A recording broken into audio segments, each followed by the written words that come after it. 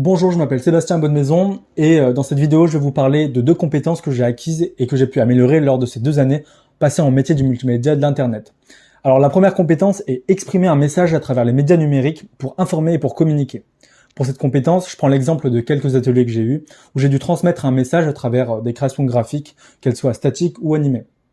Alors, premièrement, nous avons pu apprendre le motion design pour l'atelier théorie animée, où le but était ici de vulgariser et d'imager la théorie que nous avions travaillé en groupe durant le cours théorie de l'information et de la communication.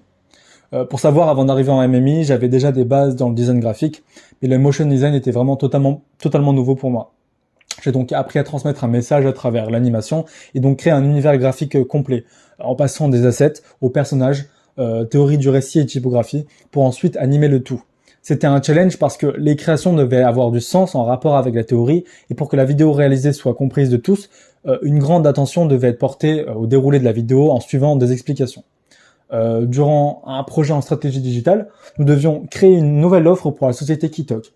Nous nous sommes penchés sur la nouvelle cible à travers de nombreuses analyses utilisateurs, notamment pour connaître et comprendre les besoins du nouveau marché qui pouvait s'ouvrir à Kitok grâce à la nouvelle offre du coup. Pour correspondre aux pratiques actuelles de consommation d'informations des réseaux sociaux, nous avons donc adapté la campagne vidéo au nouveau public en la composant de couleurs vives, d'un sound design travaillé et d'une patte graphique dynamique et tape à l'œil. Maintenant, je vais vous parler de la deuxième compétence, entreprendre dans le secteur du numérique. Alors, il y a plusieurs manières d'aborder cette compétence, mais ce dont je vais vous parler, c'est comment j'ai pu réussir à travailler en groupe en suivant les méthodes agiles qu'on nous a enseignées en MMI, et surtout comment le droit a impacté nos projets. Alors la méthode Scrum est un cadre méthodologique agile qui permet de délivrer et de modifier un projet, un produit, une fonctionnalité très rapidement. Et tout ça selon des demandes et exigences de la part des clients. Grâce notamment aux produits minimum viables et les sprints, les projets peuvent être conduits facilement et l'équipe peut donc collaborer autour d'une seule méthode pour avancer plus rapidement et efficacement lors de ces projets, aussi différents qu'ils soient. Ça a donc été ma manière d'entreprendre tous les projets durant ces 2 années d'études. J'ai découvert les méthodes agiles lors de la formation et je les utilise maintenant quasiment tout le temps lors de mes projets, qu'ils soient personnels ou professionnels. Pour finir, je voulais évoquer le domaine du droit lors des créations digitales.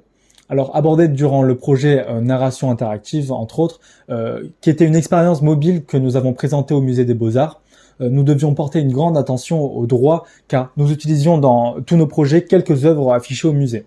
Alors pour aboutir à une application publiable dans les règles, nous avons dû apprendre les règles concernant la propriété intellectuelle, les droits de publication et de représentation. Respecter l'œuvre originale et mentionner l'artiste entre autres était donc nécessaire pour utiliser le contenu de l'œuvre. Ceci est un cas parmi tant d'autres où le droit a un véritable impact dans le déroulé et le développement d'un produit.